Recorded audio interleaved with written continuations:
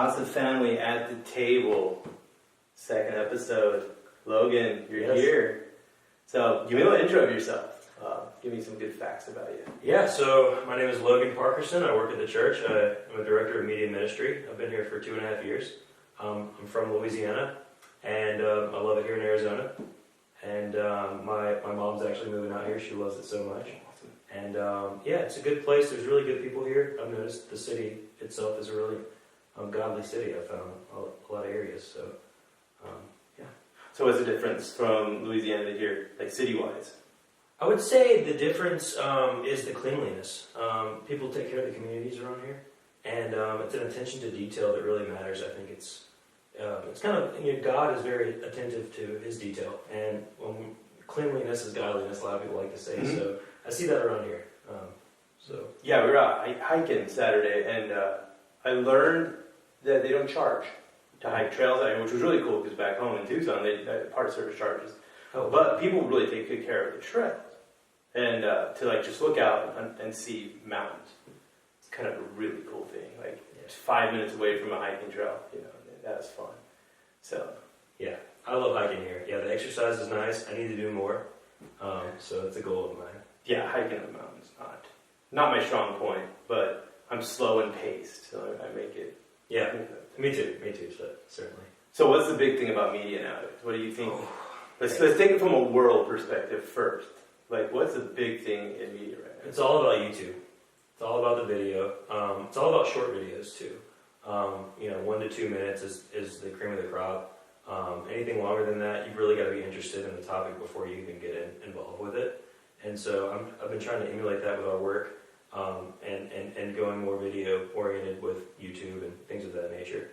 More attention grabbing, more slow. Yeah, well, the first minute has to be so impactful that the rest of the 10, 15, 20, 30 minutes is almost a given. They know that they're going to get something valuable. So you think it's music that also dives into that? Dives more into YouTube and videos and things like that? Is that a huge thing right now? I think so. Small independent musicians are growing in the industry. And so you can go longer, of course. A song is 3.5 minutes a lot of times and can be longer. But music's a different animal in that you get sucked in early and time flies. So I think that's a good strategy with our videos, is trying to bring in the music element early on and then get the person attached to what we're doing musically, which is a big part of my ministry. I work in the music ministry. Yeah, so I typed in La Casa, and Dr. Jeremy's organ thing popped up on YouTube. And I was like, that's the first thing that came up was a part of the organ recital.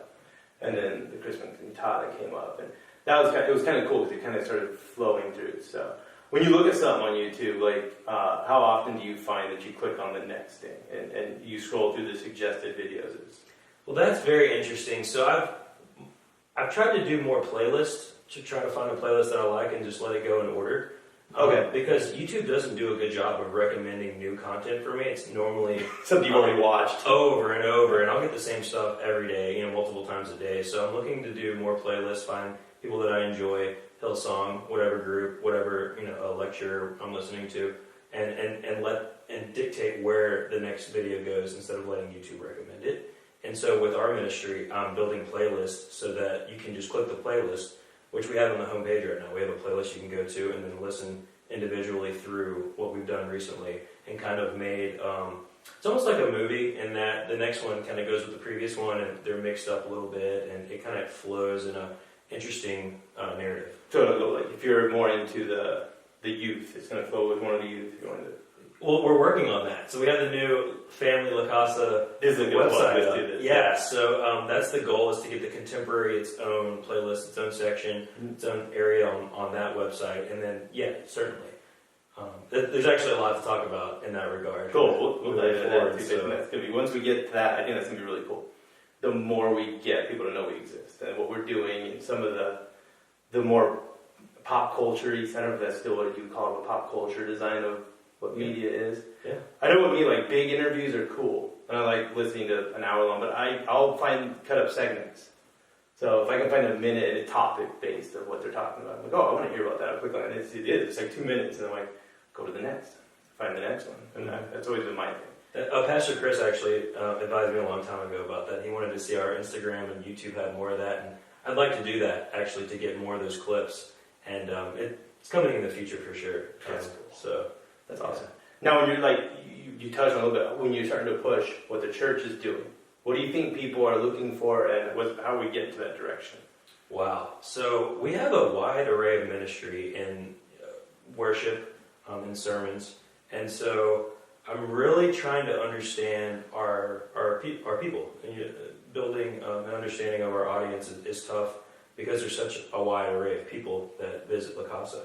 And so for me, it's engaging with people. I get to talk to a lot of people Sunday morning, but it helps with ministry leads like yourself, getting to know the people and then working with me and saying, hey, we're looking for this. And so my biggest help is you guys, because you tell me an idea or say, I've heard this from this person, and I take that very seriously. Anybody that says anything, I take it to heart, and I try to roll with that. So in the future, where we're going with like the traditional worship, I don't see a lot of traditional worship on YouTube. I don't see a lot of, whether it be Catholic, Lutheran, Anglican, there's not a lot of views. There's not a lot of videos that are being promoted and marketed for that genre of worship. And I think that my dream and vision is to make La Casa really valuable in that space, and to really get our message out in the traditional worship online on YouTube, and to try to really find those people that are, whether they're bedridden, whether they're in a different country and aren't able to get that feeling on the live stream. And so Pastor Jeff always talks about how people that he visits in the hospital, they're watching the live stream when he's going in there, or talk about have been watching it. And so it really, I really want to reach those people that are looking for that might not be finding exactly what they want, because the media is growing so much, but the churches, I find, in the traditional worship are still thinking in the past. And so with our contemporary worship and traditional worship, I'm able to use the new pop culture and then transfer that media into the traditional worship and kind of reach everybody in those new ways. Giving the people like what's going to kind of draw them in. Then different age groups and different generations. Yeah. Well, one thing after the table talk that was funny is we had people come up that were different generations, but a lot of them like that was kind of cool to see perspectives from different things. So I think that like exactly what you're talking about is going to reach the right people and get out to anything from youth to kids to parents to grandparents to people who've been into like the Lutheran religion for a long time. And it's a different form, it's a different thing. I think when we talked about it, it was very much like we can be the first ones to kind of get this out there. Yeah. That a lot of the more Bible-based churches or evangelical churches, they're doing this because it's almost millennial-based, whatever you want to call it, but it caters to everybody. I mean, my mom's 72 and she'll sit on her phone and watch videos like all day. It's like part of what you do now. It's part of your culture. Yeah. So I think that's great. So if you say we have Logan in Arkansas, how do you reach people all over like that? How am I going to reach Logan in Arkansas? What's going to catch your attention? Well, that's a good point. And I think first off is we're trying to make our website emulate the beauty of the church that we have here now. So we spent so much time and energy and resources and manpower getting this wonderful building and campus to look godly, to bring reverence. So I'm trying to make both of our websites have that feel. And with great content, you will get great search engine results. Mm-hmm. And so my goal is to really get Google or whatever search engine to recognize that we are providing a really great service and that we have the quality that people are looking for. And it's all just who's providing the best quality. So it's just a matter of perfecting what we've already done and making it digital, I think. And so I don't have to go, social media is not my goal, because I think that that's just a secondary outreach to what people are already experiencing. Mm-hmm. So if somebody's already experiencing something great, they're going to talk about it on social media. So I don't want to go to social media and say, we've got this great thing. I want people to find it and then talk about it. Share it themselves and get it out there. Yeah, we're lucky with our campus. Like La Casa we have a beautiful sanctuary. And then we have our gathering place. We have contemporary, traditional, and both amazing places to be at. And you can get a little bit of everything from both. Mm-hmm. And so that's a cool tool to have, because you can really play with like the beauty of the sanctuary, and you can go really modern really tie in the lights and the video and the band to like your 10:30 service. It's awesome. And so I think now we're finding ways to reach everybody. Yeah. And I think that's totally a cool way to go. So when you look at like how videos and media and stuff like that is being put out there now, what do you think the biggest challenge is? What's the big thing getting in the way of getting good content out? Yeah, that's a good point. I guess consistency, because we have a lot of technology and a lot of things out there and a lot of manpower, and it's just getting all the technology to work and look the same and to be consistent with whoever's running it, because my goal is to have a team of people that are better than me. You know, that are doing everything that's just, because we have an amazing volunteer staff. And so to get everybody to where they're comfortable in doing their best and then performing that consistently, I think is been our goal for the past 2 years since I've been here. And then as that continues to grow, then we can continue that outreach. Because I think it's the foundation that builds that quality. And so I'm investing in those people because they're going to be the ones that are really moving forward no matter who's leading it. You know, my goal is to get La Casa's ministry and the music ministry and the media ministry to be self-sufficient, where, you know, I get hit by a train tomorrow and they're still as good as they were before.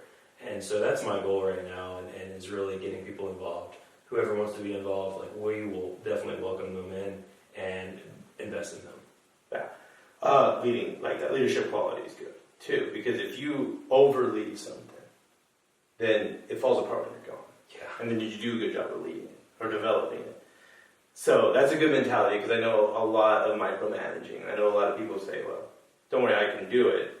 But if you can't do it, then it falls apart. So I think that's a smart thing, because if you can't rest. You can't back off. You can't, it's almost like painting a picture.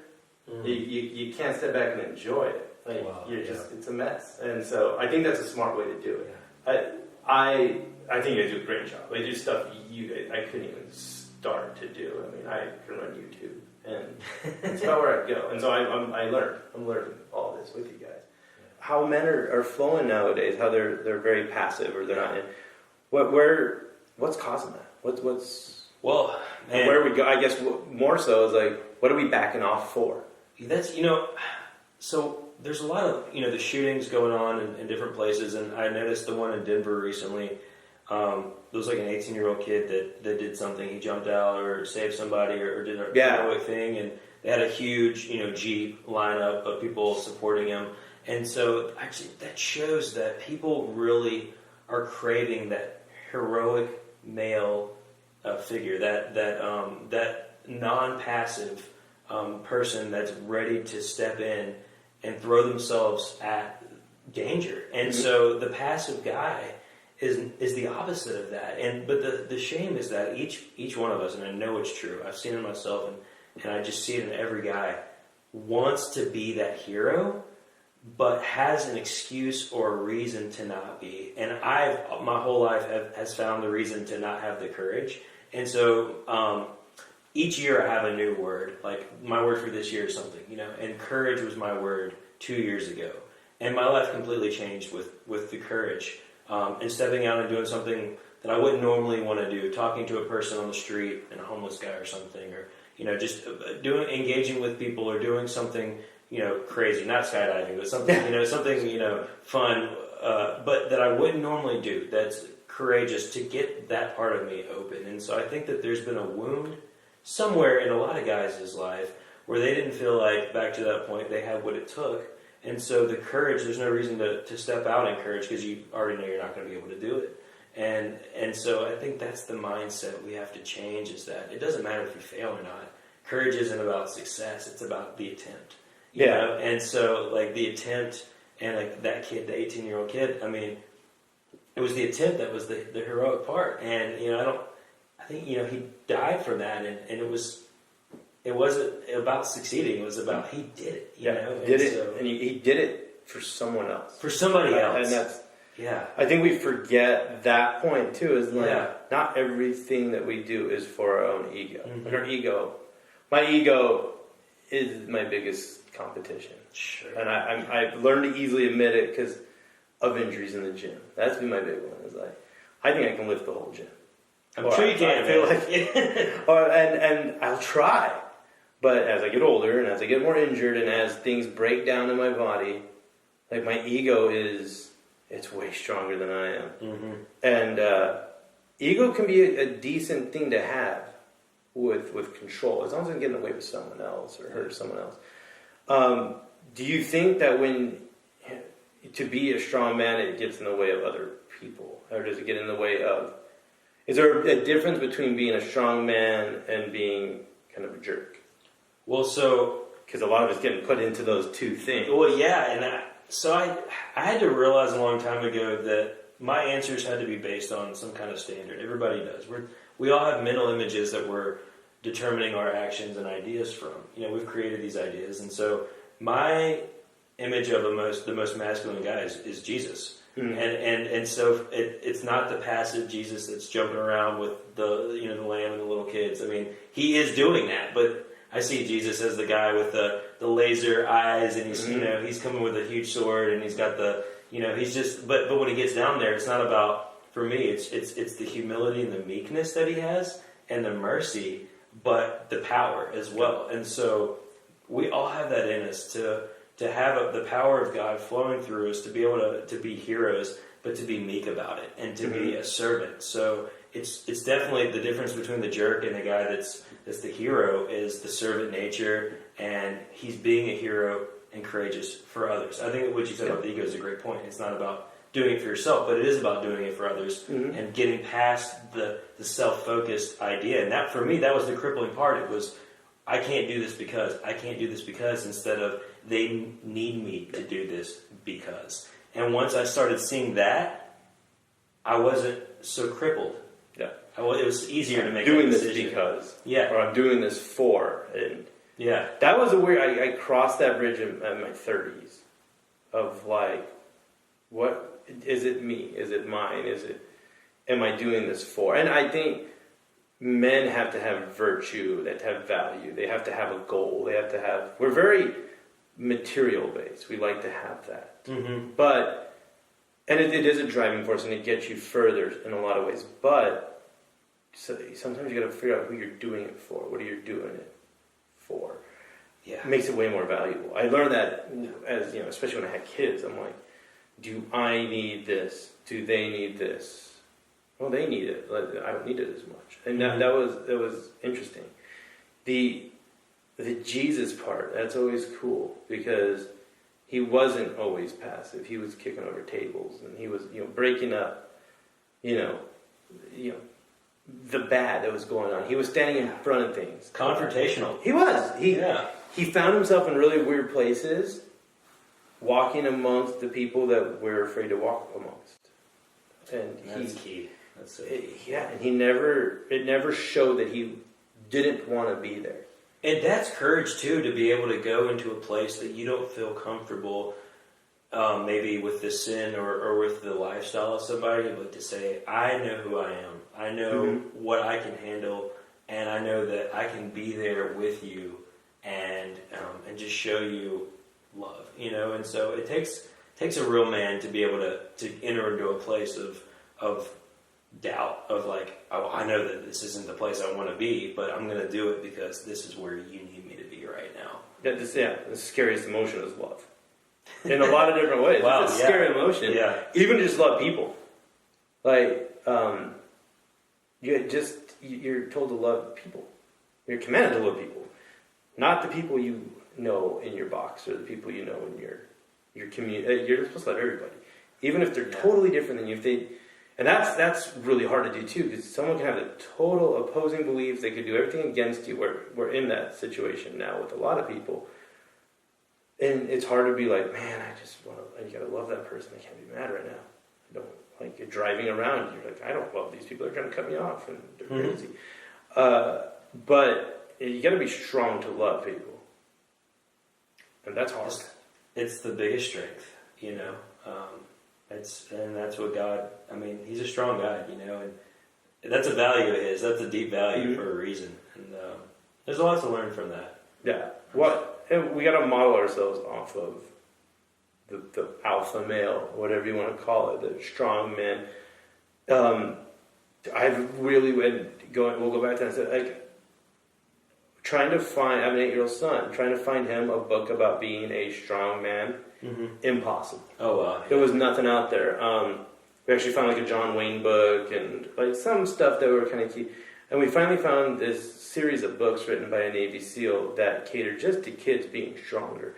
Okay. And directly to boys. It was strange because there's a lot of, you go to a bookstore and you look for motivational stuff for girls, little girls or teenage girls or women. There's a ton. But you have a daughter as well, yeah. Yeah, we do. Yeah.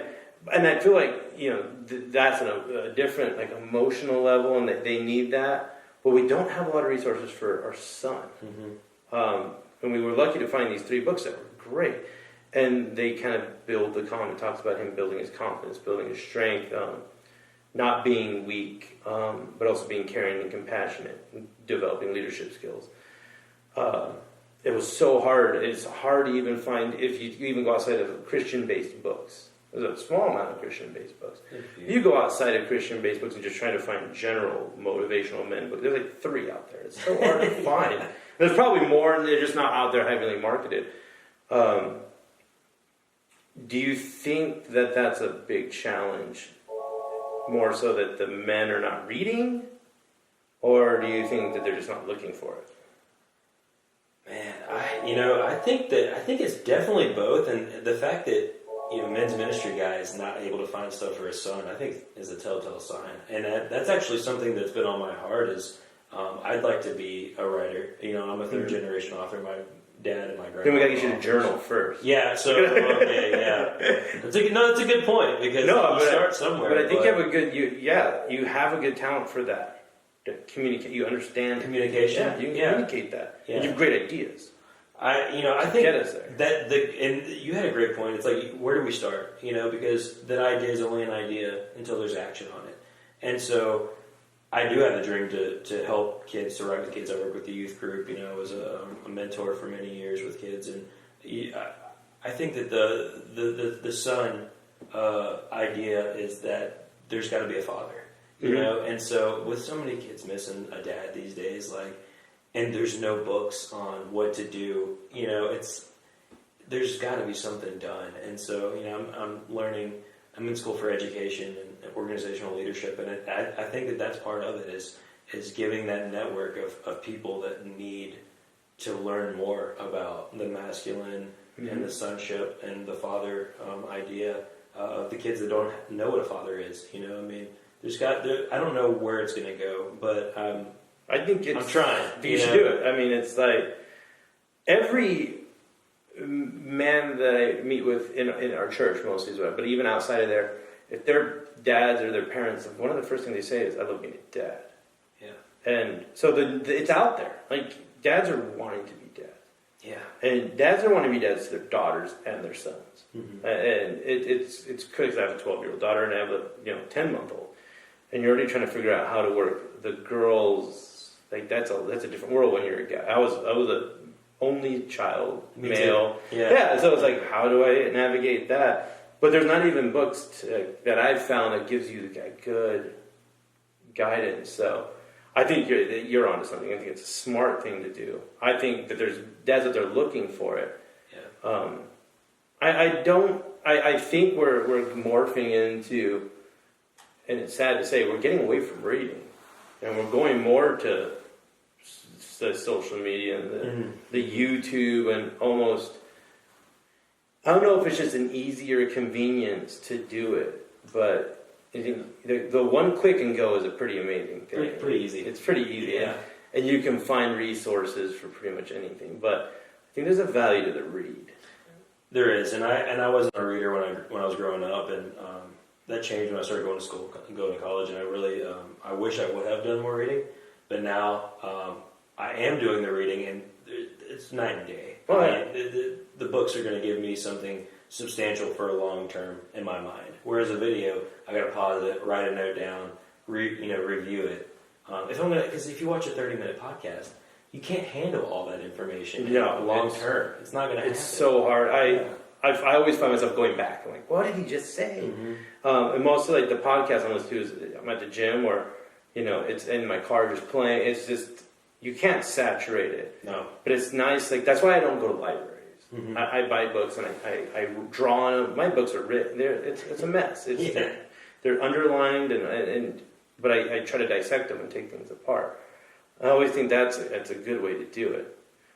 But it's just nothing better than a book. And in the age of computer screens, man, I can tell you, I need books more and more. Mm-hmm. It's like I just want to get my eyes onto something real, So no, I think that's a true point. I never was a reader all the way through school until my sophomore year, and I had a literature and like writing teacher, and he was like, they always refer to your last name. So he's like, Mr. Medina, you're just not good at reading. And I remember like there was the ego again of like, I'm going to read every book this guy throws at me. I'm going to find more. And I remember, actually it was my junior year. And I did. I started finding books that were just out there. And then I dug into books that were ridiculous. And so I remember reading like Paradise Lost in a Game. It was like an epic poem. It made no sense to me. But I read it and I was so lost. But I just started dissecting, and it was like a challenge. So I tried to keep that pattern going through school. And then when about 26, 25, I met a guy that really started mentoring me a little bit more on that. And he said at the beginning of the year, it was a lot like your word, like have my word for the year. He said, you're going to set a number of books you're going to read in that year. And just throw it out there, and you're going to get as close to you can. The only requirement that to be over 200 pages, and half of them have to be real. They have to be nonfiction. Mm-hmm. And you have to take something from them. And I did. I think my first goal was like 25. And did pretty good. Yeah, that's good. Did pretty good. And so when I got to that number, I added it. And I think I got to about 40 books in a year. But I would take them with me everywhere. And I would read them 2 pages here, 3 pages there. About the same time I didn't have a TV, so that also helped. Like my TV burned out, and I put a fish tank up. It was really, I had an entertainment center. It's a good idea. And the TV burned out, and I put a fish tank there. I was about 2 years and no TV. It's a very weird scenario. I spent a lot of time reading and vacuuming my house because I needed a hobby. I might need a fish tank and no TV now. Yeah, it really changed the way I looked at things. But it was all a challenge. And then even when I was getting mentored, it was all more of a challenge. And so now it's almost become a pattern of my day to read, but it's hard to read too now because there's so many distractions, so much stuff going on, so much noise. Even in your head, there's a lot of noise. And so trying to read is tough. Yeah. And try to get into ebook. I can't do ebooks, but I'm trying because it's convenient. It's on my phone, but it's so easy to get on your phone. All of a sudden, it's like new video posted. So-and-so, I'm like, just text, I'll get back, that page will be there.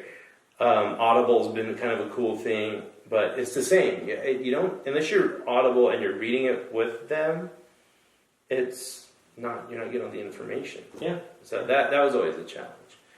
But I think your writing is on a good point. I think that's great.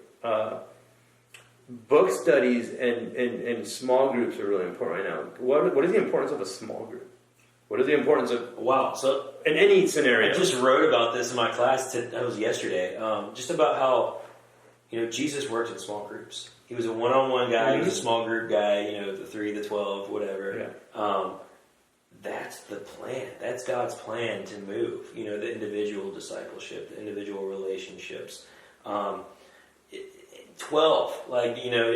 it's more than 12... There's a reason that number was there. Yeah, and so I think that emulating Christ any way possible, that's why we got the books. That's why the Scripture's there to really to dive deep and to try to be like God and to be like understanding what He wants from us. For me, the first step is marrying. And so emulating Him. And so I've seen the most growth in these small groups. You came to our Monday night men's group or whatever. And that's amazing. And that's a 15-person group, and that changed my life because you get to talk to people and you get to see different people and you get the stories and you get the engagement and the heart and the small groups. It's just that person. It's a person. Yeah, person. It's not a number anymore. It's a person. it's a balance too, because we have an old school mentality of like we like big lectures and we like big speakers, but for me it's always been hard to understand someone I don't know or listen to someone that's so disconnected in a group of 50 people, or like I'm an observer. Like I sit in the back of a room and just stare at everybody, and I'm not engaging unless I kind of know someone, and then once I get to know them. So, what I've noticed is taking small groups, meeting with guys one-on-one, 1-on-5, and we're all just conversating. Even in like church service, like guys are sticking around talking to each other. They're engaging with each other. They're meeting each other. They're not running out the door. I think building that relationship is really cool. And like you said, your Monday night men's small group, you guys all know each other. Yeah. It's a big engagement between each person, and you kind of get to know their stories and their habits and their quirks. And you can also open up with one of the big passions for me is that no guy gets like forgotten. I never want to have the burden of knowing someone was left in a bad spot. I text everyone that I know in my groups back home, how you doing? How's your week? So I don't ever want to feel like you can't have that connection individually. Yeah. So that relationship being built has been super important. And your Monday night group is a big one for me. Is showing that can still be done, and that still can have an authentic, organic men's group. So that was really cool to see. Yeah, man. I hope to see you back. Oh yeah, I'll definitely be back. And I'll touch on that. And you give me your idea of this. The commitment to getting to stuff like that's so hard for people nowadays. Do you think it's possible to free our schedule up enough to get to those? Because we go back to I don't have enough time in my day to do this, and this. And then I'm guilty of this too. I take my free time or those extra 8 hours or whatever I have, and they're busy all the time. Do you think we can get there? So I see that we go back to the consequences of our actions. And for me, the fear of the Lord is knowing that there's a consequence for everything that I do.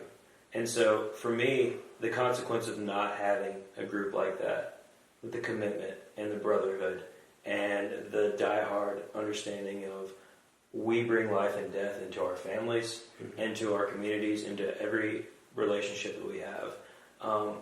That time on Monday nights, if I cut it out, there would be significant changes in my life that I don't even think I could see that would happen. And so, if you don't cut it out now, it's going to get cut out some other way. There's going to be something else that happens that takes your time away. There's going to be something else that makes your time not as great, and not as fruitful and productive. And it's not our time anyway, so if you give it up a little bit here and there, then it's not going to get taken from you. Because at the end of the day, when we make that commitment to God, saying, God, I can't do it anymore. You got to do it for me. I'm going to let you do this now. He starts doing stuff. And I've seen it in my own life. And the more I fight, the more he's doing it.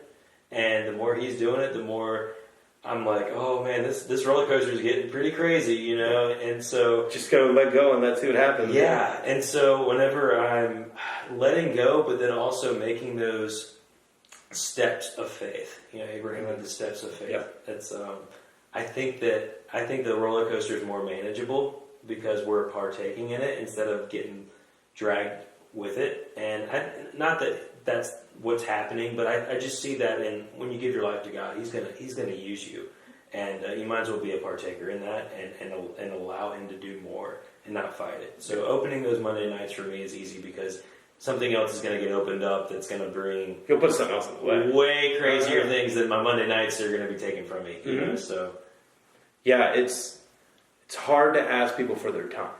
In any end, but it's also hard to sometimes show them where the value's at in it. And I'm like, this is super valuable. And as you get, you start stacking your plate and putting more stuff on, you push things out that are important still, and you forget that you need that there. But I try to tell people all the time, like, sometimes you gotta just clear your decks, like reshuffle the cards and put everything back where it is. And that might take a lot of getting rid of things, and then finding your priority again. And that's hard. That's hard for people to do because your time is super valuable. Whether it's work, whether it's family, whether it's church, volunteering, it's super, and you got to find it all. But I think that's a good way you put it. Pastor Matt says all the time, put it on the calendar. And if it doesn't work, it doesn't work. But put it on the calendar. Just make it a day. Yeah. So, just came out of the praise series. Give me your idea of praise. Praise. I've been thinking about that. I listened to all those sermons from here at Roundtable Discussion. I wasn't there for that. And I really thought about it. How am I praising God? What am I doing that's praiseworthy? I play music and all that, but I really wanted to get deep with it. And I was reading yesterday, I was in the book of Hebrews, and something hit me. And it was talking about the obedience of the Israelite people and just how all their problems came from not obeying God and not praising Him through that. And I realized that my praise to God is my obedience to Him, because that's everything to me. I mean, everything I do is trying to be in obedience to what He says and what He's doing, because I've seen the wrongs that it brings in my life. I've seen the death that it brings to others that I love. And so for me, that's my praise, is like, Lord, I'm going to just listen to You, and I'm going to be thankful that I can, and that I'm doing it, and that I have the power to.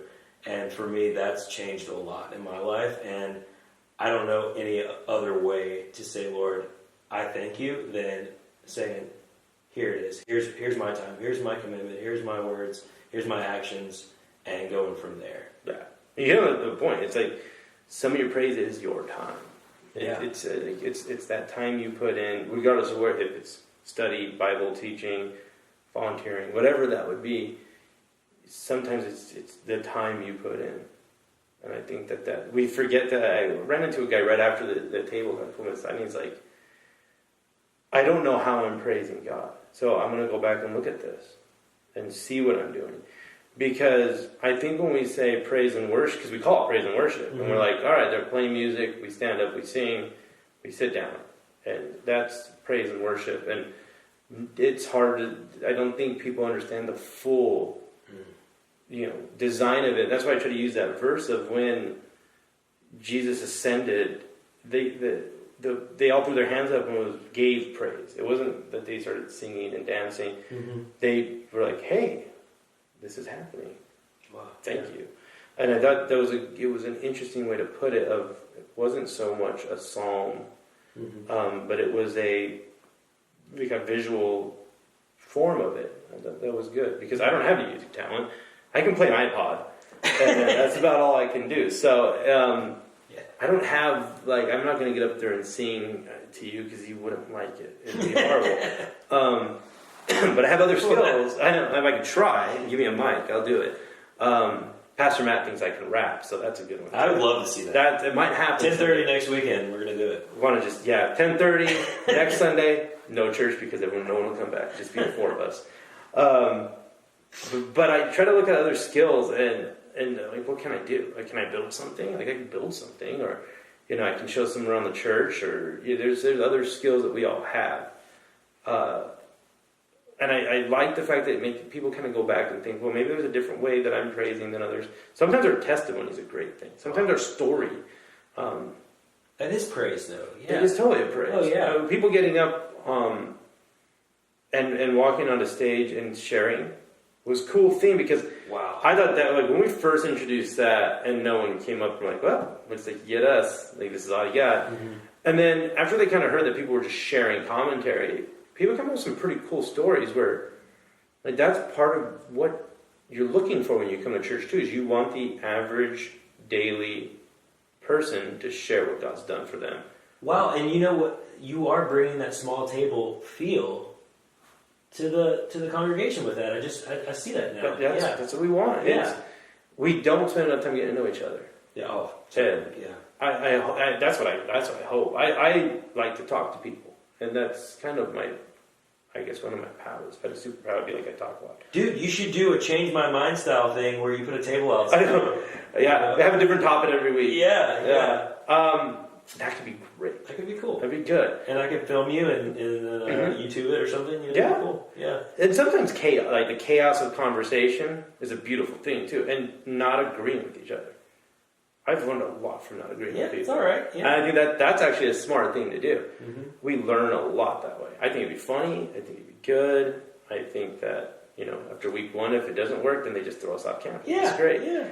I think it's good. I like the direction everyone's going. I like the new vibe to things. I like to see what's happening. Your idea of praise is good, and your goals on what you're going to offer, I think is going to be amazing. I'm excited to see where you go in the next few years. Give me your 5 years. What do you want to do in 5? How old would you be in 5 years? 5 years. 5 years I'll be 34. All right. You never know. 5 years ago, I would have never thought I would be here. I definitely want to have a book written. I've got a couple ideas. I'm writing on some websites right now. So continue doing that. I'd like to do workshops. My dream would be to always work at La Casa. To do less. I guess in 5 years, I'd like to do less hands-on, more conceptual planning and design, and have the online stuff kind of branching out and being more of a thought man than a physical hands guy. Because like I said, I want to get the ministry going to where my hands are cut off. They're still going. Well, I think you have a good segue of it. Like, that's just going to be a vessel to get things out to be. It's not going to be your focal point. Yeah. I don't visualize you being behind a keyboard all day. Yeah. Sending things out. I mean, that happens from us anyway. That's from the congregation of the people. So I think I would love to see that. It would be great. Now we're 2019, and we go out, and everyone, hey, let's go hang out and look at our phones together. Yeah. I never thought that would even be a possibility, because I was almost wow, that's really bad. They're looking at it, and now I'm like, we could all look at newspapers sometimes and just do it differently. So it was always coming, and it always existed. We just have an easier method to get there. Wow, that's a good point. Yeah. And so it was a weird thing sitting there the other day, looking at people on their phones and having that kind of story jog back in my brain. We kind of have a similar passion about growing men. Yes. And really strong way of doing it. It's actually been honored to talk to you about these things, because men fuel men. That's what we do. We're going to build each other up. But a lot of times we're scared to have that relationship with each other. What is your perspective on why men are standoff to each other? Yeah, so I think a lot of it is previous wounds that we don't recognize. I think a lot of guys wonder, do I have what it takes? The classic John Eldridge quote. And so if you see a guy and you think, oh, that guy's got what it takes, you could easily think, well, then I don't, or do I not, and just easily compare each other. And I think a lot of comparative relationships is the basis of a bad relationship. And so I think that's really maybe the root of a lot of things. And the value, what are our values? And if our value is placed on comparing ourselves to others, we've already lost. And I think Pastor Jeff said something recently about he compares himself to who he formerly was and not to others. And so I think that's a great way to kind of get out of that habit, is to say, it doesn't matter if I lose this game or whatever, it matters about how I'm doing comparative to where I was. So I think that might be a key in that regard. That's actually a good perspective of who I was yesterday. Am I better than who I was yesterday? Yeah. Am I the same? Don't worry about tomorrow. Don't worry about what you're going to, because you're just looking at, am I doing a little better than yesterday? And you can't beat yourself up against that. So easy too. Oh yeah. Or look at someone next to you. And we were talking about the gym. And one thing that always humbled me is I could be fast. But then there's some guy next to me that's faster. Always. Or I could be strong and there's some guy who's stronger. Or anything like that. The gym has always been a humbling place for me too, because you could be the best and there's going to be someone a little bit better. But that competitive drive also helps. It's very motivating to have that. If you surround yourself with people that are doing a little bit better, do you think you do better too? Certainly, and I think that is the person that answers and says, I do have what it takes in that scenario, where that motivation with the guys helps and it grows together. So yeah, I think so. Yeah. I invite people sometimes to church men's group, and a lot of times we don't know a lot about the Bible. We don't know a lot about Bible studies, or we don't like that scenario. How do you think we ease people to that? If they don't have a strong Bible knowledge, or if they've never really broken into something like that? I think not just men, but in general, how do you think we ease them into something like that? I think for me, about 5 years ago, I just got this urge to say, I want to read the whole Bible. And so I didn't know how to do that, so I just went every Sunday, I treated it as a Sabbath, and I would read for 2 hours. Not a specific length, just 2-3 hours, and I got it done in a year. And then I did it again. And I think that it was the baby steps of not expecting anything except for, I want to do it because I think it's right. And I want to be able to say I read the whole Bible, because how else am I going to get to where I want to go if I'm not even attempting to do the most obvious thing? I mean, that's the most obvious thing, is to read the Bible. You know what I mean? Oh, yeah. Like, so it's like, for that, there was no expectations about anybody else. It was just me challenging myself. So I think that's the step, is the drive. If somebody has the drive, there's somewhere to go with it. And if they don't have the drive, then maybe God's moving them in a different direction, but still revealing himself in that. And so the guy that's like skydiving every day, he's seeking something, right? Yeah. And so how is he seeking God in that? And then just foster that. And the Bible will be there. And I think we just let it happen with the Spirit moving. But when that passion's there, have a constructive way for them to win. Give them minor victories along the way. So it's never like, oh, I didn't read the entire book of Jeremiah today. It's like, well, you never had to. Just small victories gets the big victories in that regard. Which was my thing, just once a week, just go. Okay. Find something, find a little part of it and read it, and take segments of the Bible. Yeah. It's good. I had a youth leader who pulled me aside once when I first got back into church.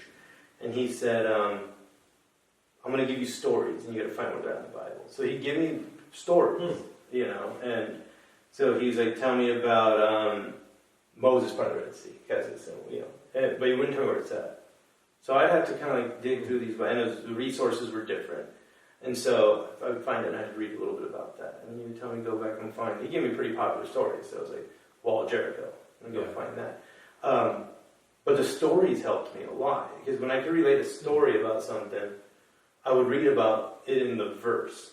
And so I always knew that Jonah the whale was in the Bible somewhere. I didn't know where. And that's my old Sunday school learning. Yeah. And so I had to dig through it and find. That's how I started saying it was like little segments. But he challenged me constantly. Read something, read something, read something. It went from probably once a month to once every couple weeks to every Sunday when I was at church to almost every day. And Bible apps have totally helped with me now. It's like that it comes up like a text message. I'm like, there it is, a notification. And if I swipe it off, it's still a notification on my screen. And so even if it's one verse, I'll touch that. Oh, there it is. And it's back to the competitive part. Like, I want to have a 93-day streak of reading a verse. And it's there, and it's cool. And then I usually try to rewrite it in my journal. It's a part of that day. Okay. Might not memorize it, but it's there. So I always go back. You're a journal guy. I'm a journal guy. I'm trying to be. We're gonna get you there. Man. We were actually I was talking to a couple of recorded journals too. Like the audio journals. Okay. Yeah. But there's just something awesome about writing. But a lot of people, I don't have enough time. I don't have enough time in my day to write this down. Exactly. And so that was my excuse. So I started dividing my day. That's how the journaling came up. I said, well, if I sleep 8 hours, which I know I don't. Yeah. But let's say I sleep 8 hours. I still have how many hours? I have 16 hours left. Say I go to work for 8 hours. I still have 8 more hours left. Say I go to school for 4. You still have 4 hours left. There's a lot of time left. It's just how you allocate your time. Yeah. So what I do is I wake up pretty early. And so a couple sentences in the morning. And then when I'm going to bed, everyone's asleep, and I have my little hour of no one's up. Just a couple sentences enough.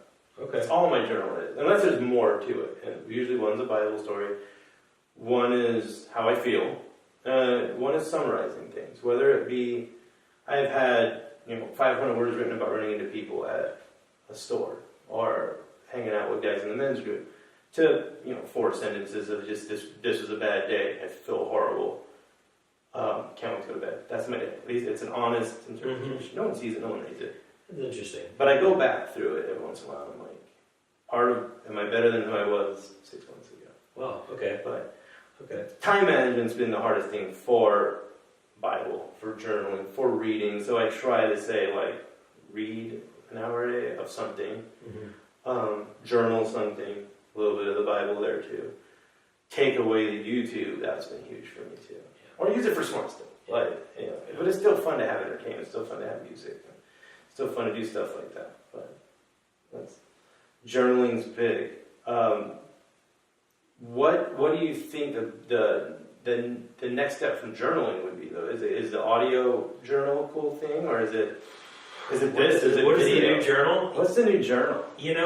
I see a lot of people that are starting, like you said, with the podcast, but it's more of a journal. Yeah. And a friend recommended a guy, and I just couldn't get into what he was talking about, but I liked how that was his de-stressor. He'd been going through a lot, and he was just talking to people, and he created a network of people that would watch him, that would send him stuff, donate to his YouTube account, and engage with him on the chat, and he built it was a journal that talked back. It was really cool. Yeah, you're starting a commentary. Yeah. And you're giving ideas to people too. I mean, journaling releases your brain, but some of the stuff that we have, that we learn daily, it's kind of our testimony to help people. And that's a good point. It's a good share to people. And I don't want to say don't publish the journal, but you might come back to something and be like, I remember on this day, and this is why it was there. And this might help this person. This is a story for this person. And it's great if you do like writing and having a website or a blog or whatever. I think blogging would be the next good way. It's journaling was always one of those where I've been back, and I finally tried to commit to it more. It's not always perfect, but it was like I always say I have cookie recipes in my brain, and I'm just trying to get all these little recipes out, and I don't want to forget them, or a good quote or a good conversation, and so that's where that kind of went for me, and it's helped. I don't think it's for everybody, but I think the lost art of writing. And it's gone. Horrible spelling, horrible. If I gave you my journal, I wouldn't work. You couldn't read it. It's horrible. I can't read my own notes, but I still walk around with a notebook, and I'm still kind of old school with that type of stuff. Men are moving in a really weird direction right now because we're resisting being men too. We're really struggling with what we can and can't do, and I don't even know where it's going with that, because the proactive male is kind of disappearing.